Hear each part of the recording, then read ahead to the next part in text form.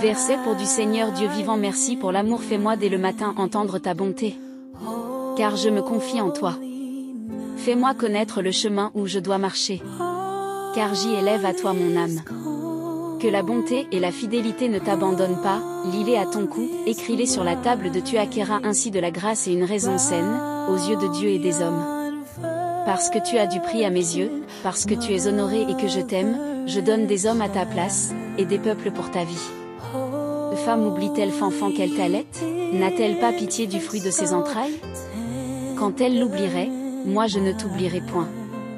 Voici, je t'ai gravé sur mes mains, tes murs sont toujours devant mes yeux. C'est ici mon commandement, aimez-vous les uns les autres, comme je vous ai aimé. Il n'y a pas de plus grand amour que de donner sa vie pour ses amis. Que la charité soit sans hypocrisie. Ayez le mal en horreur, attachez-vous fortement au bien. Quand j'aurai même toute la foi jusqu'à transporter des montagnes, si je n'ai pas la charité, je ne suis rien. La charité est patiente, elle est pleine de bonté, la charité n'est point envieuse, la charité ne vante point, elle ne s'enfle point d'orgueil, elle ne fait rien de malhonnête, elle ne cherche point son intérêt, elle ne s'irrite point, elle ne soupçonne point le mal. Maintenant donc ces trois choses demeurent, la foi, l'espérance, la charité, mais la plus grande de ces choses, c'est la charité. Par amour fraternel, soyez pleins d'affection les uns pour les autres, par honneur, usez de prévenance réciproque. Ne devez rien à personne, si ce n'est de vous aimer les uns les autres, car celui qui aime les autres a accompli la loi.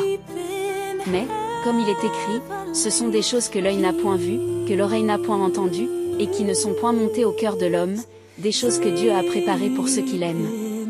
Et quand j'aurai le don de prophète, que tout ce que vous faites se fasse avec charité, afin qu'il vous donne, selon la richesse de sa gloire, être puissamment fortifié par son esprit dans l'homme intérieur, en sorte que Christ habite dans vos cœurs par la foi, afin qu'étant enraciné et fondé dans l'amour, en toute humilité et douceur, avec patience, vous supportant les uns les autres avec charité, Marie, aimez vos femmes, comme Christ a aimé l'Église, et s'est livré lui-même pour elle, afin de la sanctifier par la parole, après y avoir purifié par le baptême d'eau, mais par dessus toutes ces ch0 revêtez-vous de la charité, qui est le lien de la perfection. Que le Seigneur dirige vos cœurs vers l'amour de Dieu et vers la patience de Christ.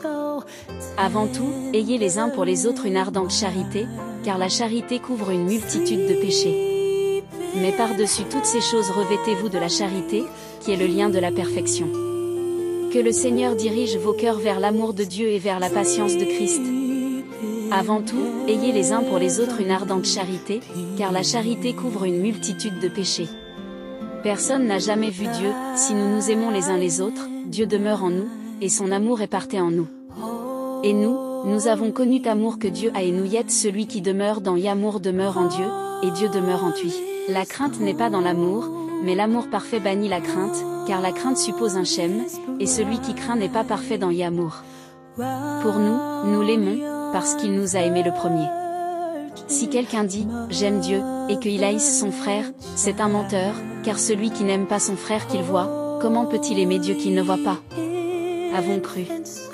Dieu est amour, Amen.